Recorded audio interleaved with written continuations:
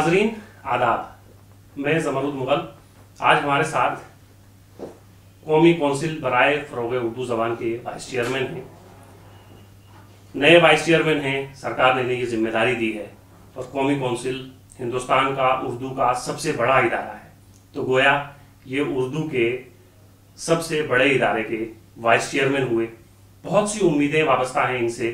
इससे पहले ये इदारा एक अलग नहज पे काम करता रहा है। उर्दू के इदारे जब से मुजफ्फर साहब आए हैं, ये मुंबई से हैं, मुंबई से यहाँ आए हैं, सरकार ने इन्हें ये जिम्मेदारी दी है इस इदारे को चलाने की। अब हमारी दावत पर ये रेख्ता तशरीफ लाए। हम बहुत दिनों से कोशिश कर रहे थे कि मुजफ्फर साहब यहाँ तशरीफ लाएं और हमारी उनसे बात हो, क्योंकि कौमी कौंसिल उर्दू का सबसे बड़ा इदारा है और सबसे बड़े इदारे के वाइस चेयरमैन को हमने यहाँ पे दावत दी है।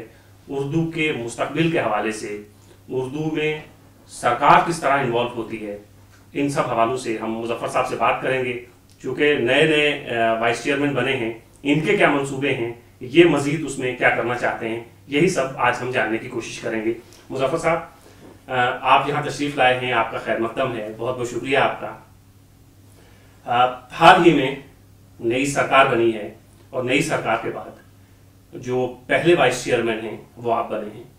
इससे पहले ये रिवायत तो है ही कि कौंसिल में एक डायरेक्टर होता है, एक वाइस चेयरमैन होता है, लेकिन अक्सर ऐसा होता है कि वाइस चेयरमैन की हैसियत डायरेक्टर के मुकाबले में बहुत कम होती है, या दूसरे तरीके से अगर हम कहें कि वाइस चेयरमैन भी इन मामलात में दिलचस्पी बहुत कम लेते हैं और मीटिंग्स में नहीं आते, मीटिंग से गैरहाज़िर रहते हैं, तो एक मनमानी डायरेक्टर को ये भी मिल जाती है।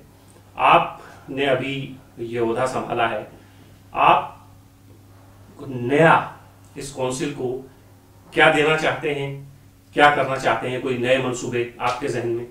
मैं आपसे ये कह सकता हूं और परवरदिगार से इस बात की उम्मीद रखता हूं कि यही सोशल मीडिया और दूसरे तरीके के मीडिया पूरा ताउन करके ये उर्दू कौंसिल जो एक छोटा सा इदारा है, अगर पूरे हिंदुस्तान के सामने रखूं तो वो समंदर का खतरा भी नहीं कहलाएगा। वो भी अपनी करवट ले रहा है और धीरे धीरे बुलंदियों तक पहुंचने की कोशिश कर रहा है। जिस तरह से रेख्ता ने आज कौंसिल के एक वाइस चेयरमैन को यहां तक बुलाया और ये जानने की कोशिश की कि हम क्या कर रहे हैं और क्या करने वाले हैं, इसका मतलब ऐसा होता है कि अल्लाह ने अपनी तरफ से हमारी भी खबर लेने के लिए कुछ लोगों को भेज दिया है। इसलिए मैं आपका बहुत बहुत शुक्रगुजार हूं कि आपने वाइस चेयरमैन को, कौंसिल के वाइस चेयरमैन को आपको स्टूडियो में बुलाया और दो लफ्ज कहने का मौका दिया। मुजफ्फर साहब, जाहिर है आप हिंदुस्तान के बहुत बड़े सहाफ़ी हैं और सामना में हम आपको पढ़ते रहे हैं इससे पहले। ये जो हमारा कौंसिल है जी, इस कौंसिल में 60 करोड़ रुपए आपका बजट, एक साल का बजट है। होता यह है इससे पहले कि उस बजट में किताबें बेशुमार छपती हैं और यकीन जानिए वीसी साहब कि अक्सर किताबें ऐसी होती हैं जो किसी इतने बड़े इदारे से नहीं छपनी चाहिए। मसला यह है कि जो मेंबर्स वहां पे हैं वो ज़्यादातर प्रोफेसर्स हैं, यूनिवर्सिटी से उनका ताल्लुक है। एक तो उनकी खुद की किताबें होती हैं और दूसरा ये है कि उनके शागिर्द हैं, बच्चे हैं जो उनके अंडर में पीएचडी कर रहे हैं, एमफिल कर रहे हैं।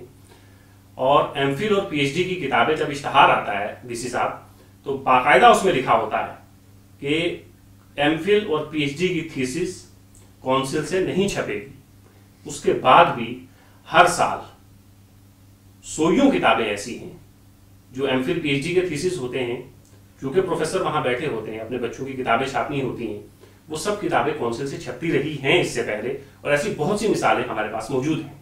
जब आप कहेंगे तो हम आपके पास वो चीज़ें लाएंगे भी। ये सब चीज़ें यहाँ मौजूद हैं।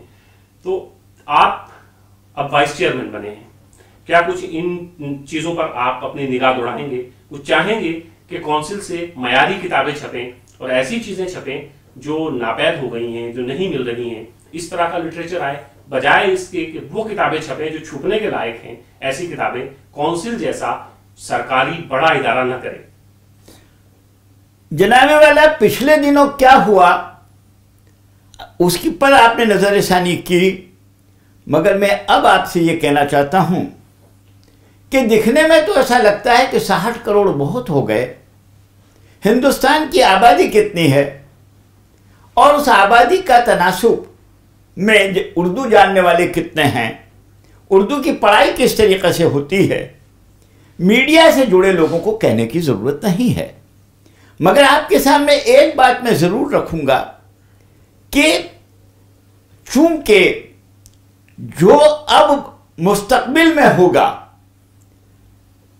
पिछले दिनों माजी में क्या हुआ मैं उसकी तरफ देखना नहीं चाहता, मगर मुस्तकबिल में क्या होगा उसके लिए एक राह मशल, एक मेरे सामने साफ सड़क नजर आती है जो इस काउंसिल की बुनियाद डालने वालों ने तैयार की थी।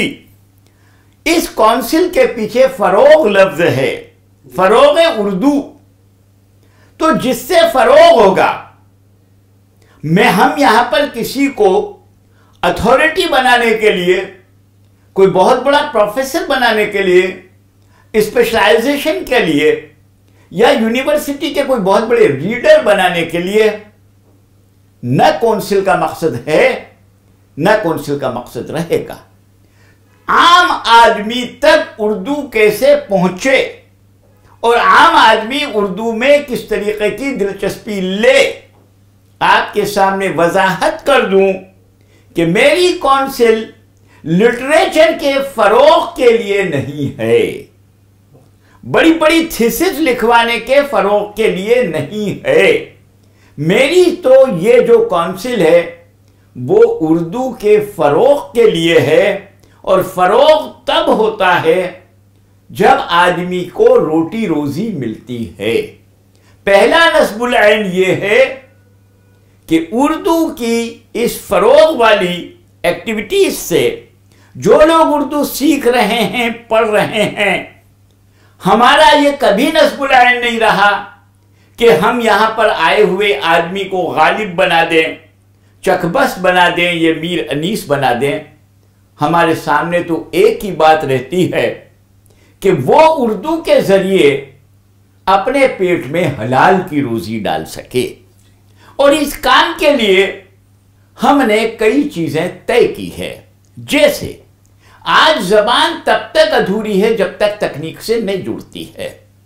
आपको पता है हमारे 6000 कंप्यूटर सेंटर इस वक्त काम कर रहे हैं पूरे मुल्क में, और ये 6000 सेंटर से लोगों ने टाइपिंग सीखी है, लोगों ने लिपि को तैयार करना सीखा है।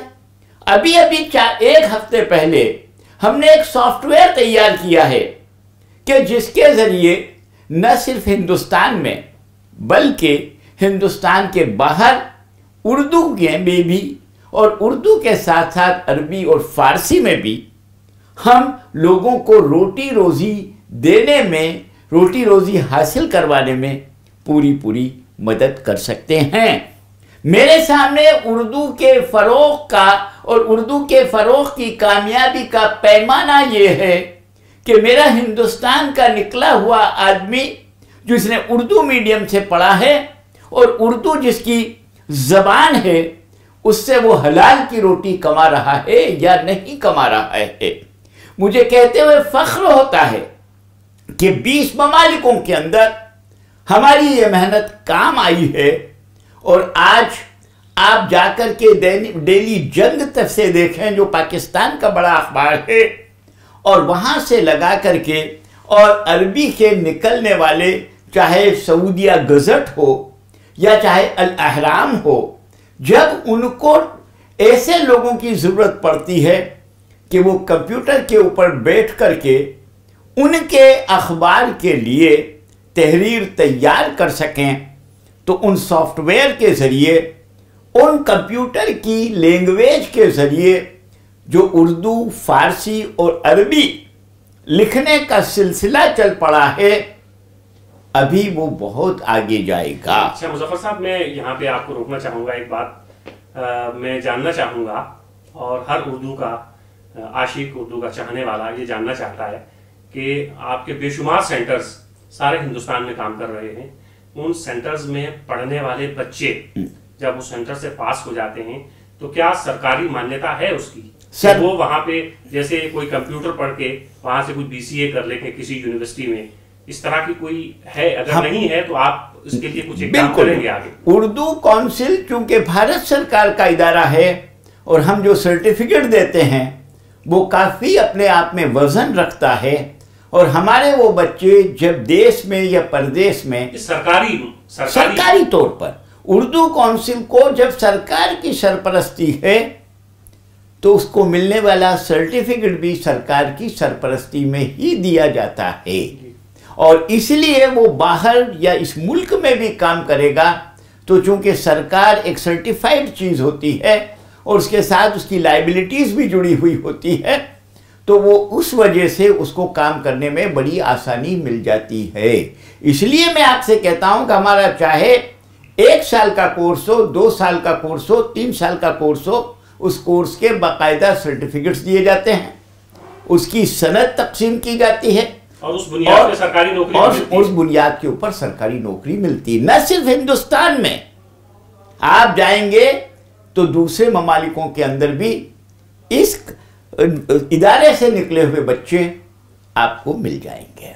मुजफ्फर साहब, ये बहुत अच्छी बात आपने ये बताई कि नस्बुल ऐन ये है जब से आप आए हैं, और आपके इरादे भी ये हैं कि सिर्फ आपका मकसद यहाँ पे थीसिस लिखवाना नहीं है, बिल्कुल नहीं है, और सिर्फ मीरो गालिब पैदा करना नहीं है, बिल्कुल पैदा भी नहीं हो सकते, लेकिन जो अदब की एक मोनोपोली है उसको आप तोड़ना चाहते हैं, और होना भी चाहिए कि चूंकि जबान अगर जिंदा रहेगी तो बाकी चीजें तो जिंदा रहेंगी। तो सबसे पहले ये है, बुनियादी काम ये है कि हमारी जबान जिंदा रहे, और जबान के हवाले से काउंसिल में मजीद काम करने की जरूरत है, और हम लोगों को उम्मीद भी है कि आप आए हैं तो कुछ बेहतर होगा, चूंकि आप सहाफी हैं और हिंदुस्तान के बड़े नामवर सहाफी हैं, पद्मश्री आपको मिल चुका है। मुजफ्फर साहब, ये आपके जो सेंटर्स पूरे हिंदुस्तान में चल रहे हैं, इस सेंटर्स में कोई बाकायदा इस तरह का चेक है? बहुत सारी ऐसे इंटीरियर एरियाज हैं जहां पे आपके सेंटर काम कर रहे हैं, आपने सेंटर मंजूर कर दिया है उसको, बहुत सारी ऐसी जगह हैं मुजफ्फर साहब जहां पे सेंटर काम नहीं कर रहे हैं,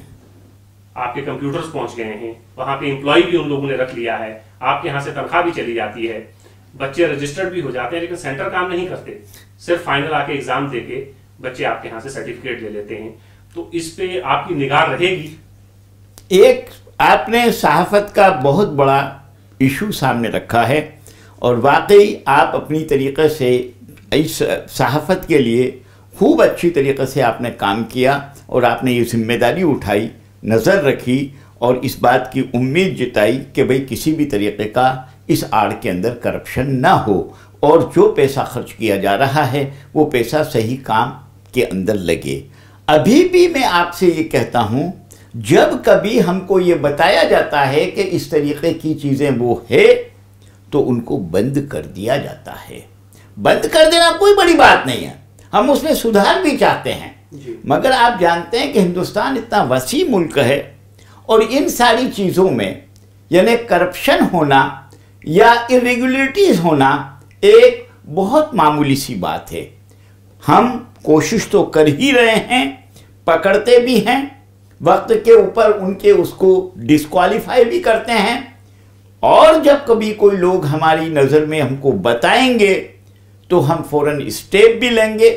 बाकायदा इसके लिए हमारी एक कमेटी तैयार होगी, और कमेटी उसके ऊपर पूरी तरीके की निगरानी रख करके सरकार का जो भी पैसा आता है, पब्लिक जो अपने टैक्स की शक्ल में हमको पैसा देती है, उसकी हलाल की कमाई पूरी तरीके से इस्तेमाल हो सके, हम पूरी कोशिश करेंगे। मुजफ्फर साहब, आपके यहाँ से 3 मैगजीन निकलते हैं जी, 3 रसाइल, फिक्र तहकीक, उर्दू दुनिया, और एक बच्चों का रिसाला आपने शुरू किया है जी।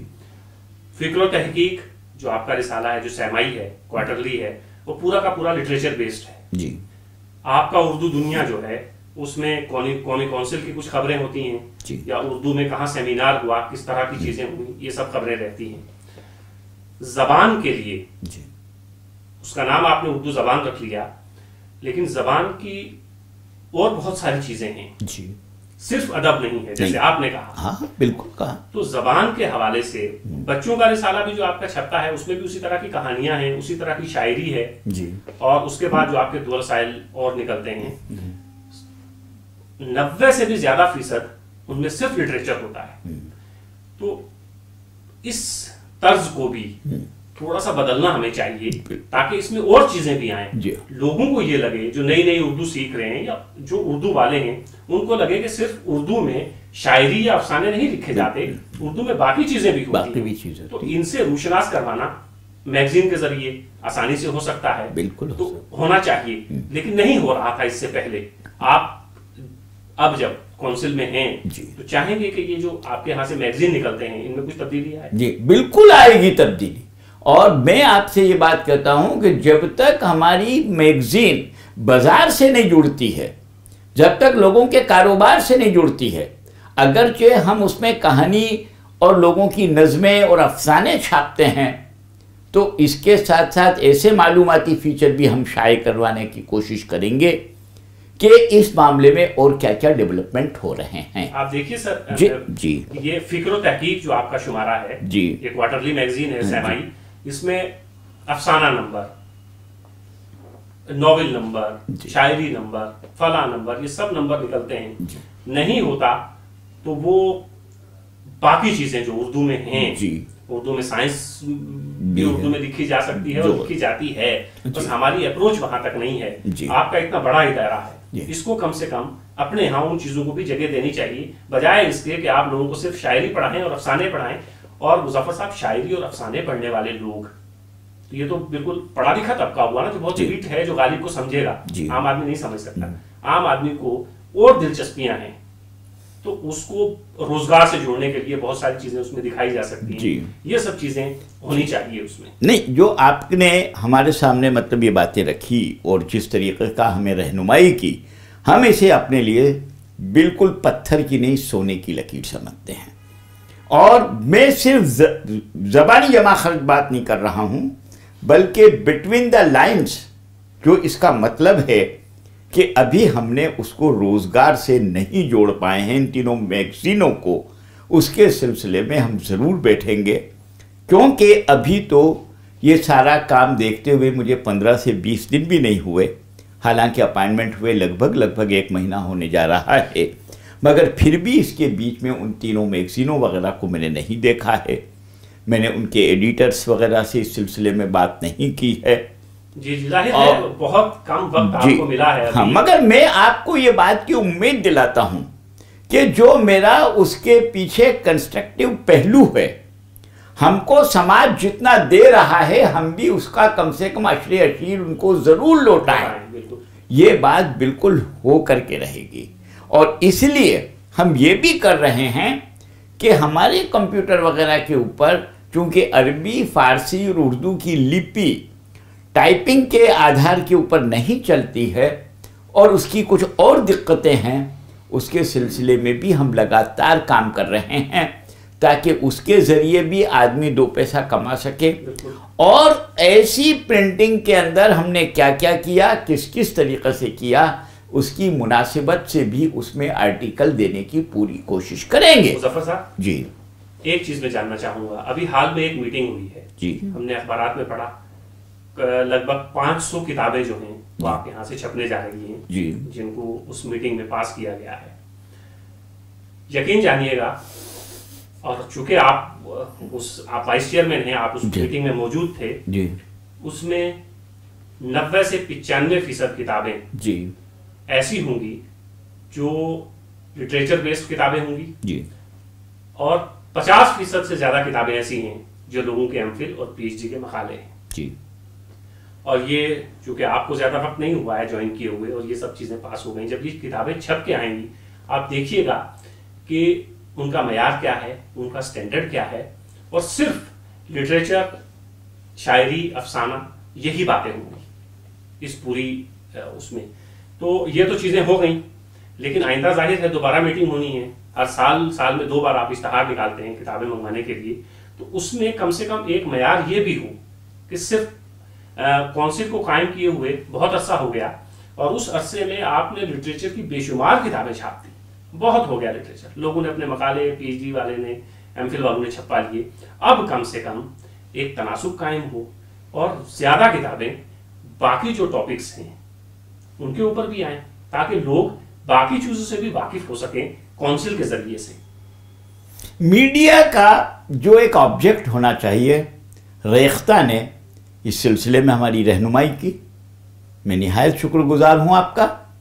और आइंदा से सिलेक्शन कमेटी के अंदर भी और हमारे जितने डायरेक्टर साहब वगैरह जो हैं, जो भी रहनुमा इससे जुड़े हुए हैं, उनसे भी आपसी तरीक़े से ये वाली बात मैं ज़रूर कहूँगा कि कम से कम आप जिसमें काम कर रहे हैं हम लोग उस जिस छत के नीचे, उसका पहला जो नस्बुल आइन है वो फ़रोग़ करने का है, न कि किसी की पीएचडी थीसिस छाप करके और उसको पॉपुलर करने का, उसको लेक्चर रीडर बनाना। अगरचे वो इतनी काबिल है कि छप कर के बाजार में आए और बिके, तो सिर्फ ये सरकारी इदारा ही क्यों, जी प्राइवेट इदारे भी 50 हैं बिल्कुल, जहां पर वो छाप सकते हैं।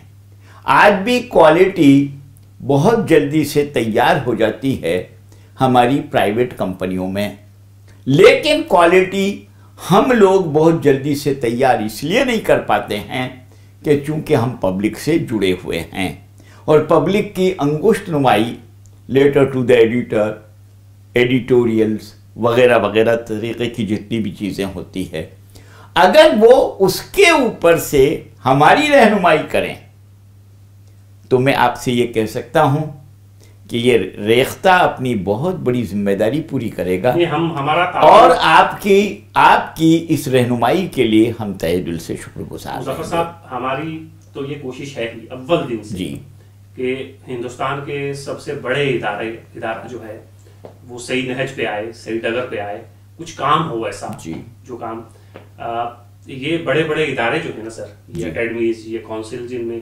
सरकार करोड़ों रुपए खर्च करती है, ये आहिस्ता आहिस्ता एक म्यूजियम की शक्ल इख्तियार करते जा रहे हैं जी, कि आप वहां पे जाएं, किताबों पे धूल मिट्टी जमी हुई हो, वो देखिए गालिब हमने वहां पे रखा हुआ है, इकबाल रखा है, मीर रखा है, ये सब चीजें म्यूजियम में तब्दील होती जा रही हैं। साइंस, तारीख, जोग्राफिया, ये सब चीजें भी, आप हिंदी के बहुत बड़े राइटर हैं, बहुत बड़े सहाफ़ी हैं, और सामना जैसे अखबार में आप लिखते हैं, आप वाकिफ होंगे कि आपको हिंदी में ये सब चीजें मिलेंगी, आपको हिंदी में तारीख भी मिलेगी, बिल्कुल मिलेगी, आपको हिंदी में साइंस भी मिलेगी, आपको ज्योग्राफिया भी मिलेगा, आपको लिटरेचर भी मिलेगा। ये तो आप नेशनल लैंग्वेज की बात कर रहे हैं, मैं तो कहता हूँ मराठी में मिलेगी, गुजराती में मिलेगी, कन्नड़ में मिलेगी, नहीं मिलती है तो उर्दू में नहीं मिलेगी, उर्दू में नहीं मिलेगी। मैं इस बात को तस्लीम करता हूँ, कबूल करता हूँ। हो सकता है कि किसी जमाने में कुछ लोगों ने ये कोशिश की हो, लेकिन वो कोशिश रायगा गई एक तरह से, और बीच में कुछ ऐसा खलासा पैदा हो गया है। मुज़फ़्फ़र साहब, मैं खुद बहुत शायरी को पसंद करता हूँ, अफसाने को पसंद करता हूँ, तनकीद को पसंद करता हूँ, लेकिन साथ साथ मेरी ख्वाहिश ये भी रहती है कि मैं इस तरह की किताबें पढूं। तो बहुत कम इक्का दुक्का किताबें आपकी काउंसिल की कभी मिल जाती हैं। तो ये सब चीजें, साइंस, तारीख, ज्योग्राफिया, हम तारीख पढ़ना चाहें तो पता चला कि उस पर हम काउंसिल के पास 10, 15, 20 किताबें हैं उसमें, और वो भी रिप्यूटेड चीजें छपें, इस तरह की नहीं कि एमफिल पीएचडी के मकाले छप जाएं। तो ये बुनियादी काम होगा अगर आपकी रहनुमाई में ये सब चीजें आपके टेन्योर में छपती हैं। एक बार चीज छप जाती है तो फिर आगे वो चलती है। सिर्फ ये है कि कोई कदम उठाए, कोई उसने छापने के लिए की हिम्मत करे, तैयारी करे। एक बार चीज मार्केट में आएगी तो जाहिर है काउंसिल नहीं छापेगी तो कोई और छाप देगा उसको। ये सब चीजें लोगों को पढ़ने के लिए मिलेंगी। क्या हम उम्मीद रखें जी कि आप वाइस चेयरमैन हैं इसके, लिटरेचर के अलावा हमें बहुत सारी चीजें काउंसिल से पढ़ने को मिलेंगी अगले कुछ दिनों में, कुछ महीनों में, कुछ सालों में। देखिए, एक बात है, आप तो चूंकि अखबार रोज पढ़ते हैं, हम अखबार को कई हिस्सों में बांटते हैं। सिर्फ उसके अंदर बड़ी बड़ी नज़में या बड़ी बड़ी कोई किसी के आर्टिकल्स वगैरह, एक एडिट पेज होता है, उस एडिट पेज के ऊपर 2 कॉलम 3 कॉलम का कि कोई ऐसी चीज़ शाये कर देते हैं। लेटर टू द एडिटर भी शाये करते हैं कि भाई उसके बारे में रिएक्शन क्या है, ये सारी चीज़ें। अब जो चलेगी हमारी अकादमी, वो सिर्फ लिटरेचर, तो चूंकि जर्नलिज्म भी लिटरेचर का ही हिस्सा है, मगर प्रैक्टिकल लिटरेचर की तरफ आगे बढ़ेगी, जिससे इंसान का कारोबार जुड़ा हुआ है। नॉलेज जर्नलिज्म पे कोई किताबें नहीं मिलती हैं, नहीं मिलती, मास कम्युनिकेशन पे नहीं मिलती हैं उर्दू। नहीं, उसमें तकलीफ की बात क्या है कि उर्दू के अंदर कुछ नज़रिए इस तरीके के बन गए हैं कि भाई शायरी की किताब लिखो तो भी बिक जाएगी और छपेगी तो भी बिक जाएगी। हमारे आज दिन तक के जितने बड़े एडिशन रहे, मेरे सामने शमा का एडिशन है, वो शमा वाले जब छापते थे, बानू छपती थी, उनका ये शमा छपता था, इसके साथ में उनका खिलौना छपता था, मगर कुल मिलाकर के वही सारी चीज़ें थी। जबकि ठीक चंदा मामा को जब मैं उससे कंपेयर करता हूँ तो चंदा मामा वाले कोई दूसरी चीज़ें ही छापते थे। उस वक्त भी मेरे मन में ये आग लगती थी कि हमारी उर्दू के अंदर ये सारी चीज़ें क्यों नहीं होती है। अब मोदी सरकार की मेहरबानी से और उर्दू की चाहत के सबब से मैं उर्दू की खिदमत करने के लिए आया हूँ। मेरे मन में जो जज्बा है कि उर्दू का फ़रोग़ हो, कॉमन मैन का फ़रोग़ हो, कुछ शायरों का नहीं, कुछ कव्वालों का नहीं, और कुछ प्रोफेसरों का नहीं, और कुछ उन लोगों का नहीं जो सिर्फ बैठ कर के हमारी अकादमी जैसी इंस्टीट्यूशंस को, जो कि सरकारी इंस्टीट्यूशन हैं, उसे अपना एक तरीक़े से हथियार बना ले। वो ये आवाम की प्रॉपर्टी है, आवाम के हाथ में रहेगी और आवाम जो चाहेगा वही उसमें रिफ्लेक्ट होगा। आज दिन तक इसके अंदर मैंने, आप ये देखिए, जो कोढ़ की बीमारी होती है सफ़ेद, वो उसके ऊपर न जाने कितनी किताबें दूसरी ज़बानों में छपी हैं। हिंदुस्तान में अंधे होने का लगातार एक तरीक़े का सिलसिला है और अंधपन हिंदुस्तान में सबसे ज़्यादा है, मगर आज दिन तक उर्दू लिटरेचर में मैंने उसके ऊपर नहीं देखी। अगर मस्तूरात पर भी होगी तो वही कहानियाँ और वही मतलब वो होंगे, इश्क और माशूक की बात होगी, पेट की बात नहीं होती है। भाई साहब, मैं रास्ते का आदमी हूँ। हाँ, मेरी उर्दू कव्वालों की ज़बान रही, शहनशाहों की ज़बान रही, जमहूरियत का दौर है, और जो सड़क पे होता है, जो फुटपाथ पे होता है, वही असल में सरकार का सबसे बड़ा मालिक होता है, क्योंकि वो कॉमन मैन है। मैं सिर्फ इतना कह सकता हूँ, उर्दू कॉमन मैन की, आज तो उर्दू सिर्फ एक तबके की ज़बान है, उर्दू हिंदुस्तान के कॉमन मैन की बने। और आपको एक बात बता दूँ, कुछ कौम, कुछ मज़हब वाले ये समझते हैं कि उर्दू हमारी जागीर है, तो उर्दू को जो खून से जिन लोगों ने सींचा है, उस पंडित नवल किशोर को हम सलाम करते हैं, चकबस्त को हम सलाम करते हैं, ऐसे 50 इदारे में जानता हूँ। मुंबई में कम से कम ऐसे 10 इंडस्ट्रियलिस्टों को मैं नाम से जानता हूँ जो हर वक्त ये चाहते हैं कि अच्छी उर्दू की किताब ख़रीद करके गरीब मुसलमानों में तक़सीम करें। देखिए, महाराष्ट्र, खुसूसन मुंबई को मैं इसके लिए उसका शुक्रगुजार हूँ, जब कोई इस तरीके की अकादमियाँ नहीं थी, आप जैसे लोग कोई सवाल जवाब भी करने वाले नहीं थे, तब भी महाराष्ट्रियन 10, 12, 15 के ग्रुप के अंदर इकडे उर्दू सिखायची व्यवस्था आहे। हम यहाँ पे उर्दू सिखाते हैं, 10-12 बच्चे, एक ब्लैक बोर्ड, उसके ऊपर वो टीचर आता और अपना वही अलिफ बे से लगा करके सारी चीज़ें पढ़ाता। हिंदुस्तान में लोगों को उर्दू सीखने का बड़ा शौक़ है। कल तक हम ज़्यादा से ज़्यादा लेफ़्ट से राइट तक गए, अब राइट से भी लेफ़्ट की तरफ जाना सीखें, और अगर उन कौमों से हमने सीखा तो वाकई उर्दू को मकाम मिलेगा। क्योंकि क्या हुआ कि शायरी ने, दरबारों ने, जो दरबारी लिटरेचर और जो दरबारी तरीक़े की जहनियत हमारे में बन गई, जो कि एक अमीराना जहनियत का सिंबल है, वो टूट रही है, बहुत तेज़ी से टूटी। मेरा मुसलमान अब कारीगर बना है, अच्छे तरीक़े का अंग्रेज़ बना है, अच्छे तरीक़े का कपड़े वाला, इंजीनियर, सब कुछ बना है, अवाम के साथ में शामिल हो रहा है। इसलिए भाई साहब, मैं कोशिश करूँगा और अल्लाह पाक से दुआ करता हूँ, और आप भी मेरे दुआ में शरीक होइए और एक तरीक़े का हमको आशीर्वाद दीजिए कि हमारी इस काउंसिल में, और आप सिर्फ बुला करके रेख्ता के स्टूडियो में ही हमारे से सवाल न कीजिए, हमारे दरवाजे चंद घंटे रात के लिए तो ज़रूर बंद रहते हैं, मगर सवेरा जब होता है, मुर्गा अजान देता है, उस वक्त खुल जाते हैं। आपका बहुत बहुत शुक्रिया है। आपसे हम ये उम्मीद भी रखते हैं कि आइंदा हमने आपको यहाँ आने की दावत जो दी है, उसका मकसद भी ये था कि कुछ चीज़ें जो हमारे पास हैं हम आपसे शेयर करें, कुछ आपसी राब्ते बने। मैं एक आखिरी सवाल आपसे ये करना चाहूँगा और उसी सवाल पे हम इंटरव्यू भी ख़त्म करेंगे कि कौंसिल हर साल सेमिनार्स करती है। जो कौंसिल का अपना सेमिनार होता है, उर्दू कॉन्फ्रेंस करती हैं, उसका मकसद कुछ और होता है, ना उर्दू की फ़रोग होता है उसमें, ना कुछ। कौंसिल के ताउन से पूरे हिंदुस्तान में सेमिनार्स होते हैं और किसी मोहल्ले में, किसी गली में, किसी गांव में, किसी शहर में, पूरे हिंदुस्तान में कौंसिल के पैसे से ताउन बताउन कौमी कौंसिल बराए फ़रोग़ उर्दू ज़बान या बाइश्तराक कौंसिल कौमी कौंसिल बराए फ़रोग़ उर्दू ज़बान, इस तरह के हज़ारों सेमिनार्स होते हैं। और उन हज़ारों सेमिनार्स का मकसद सिर्फ कुछ लोगों को इकट्ठा करना होता है, और वो लोग जो लिटरेचर के माफिया हैं, जो लिटरेचर से जुड़े हुए लोग हैं, या माफिया ना हो लेकिन सिर्फ लिटरेचर वाले लोग हैं, सिर्फ इस तरह का। किसी शायर का नाम आप ले लीजिए, उस पर हमने सेमिनार करना है, आपके यहाँ से हमें पैसा मिल जाता है। किसी अदीब का नाम ले लीजिए कि उस पर हमने 3 रोज़ा सेमिनार करना है, उस पर हमें आपके यहाँ से पैसा मिल जाता है। और किसी एक आध आदमी को बाहर से बुला लिया तो वो इंटरनेशनल सेमिनार हो जाता है, उसके यहाँ से अलग से आपके यहाँ एक फ़ंड है कि इंटरनेशनल होगा तो उसको आप ज़्यादा पैसे देंगे।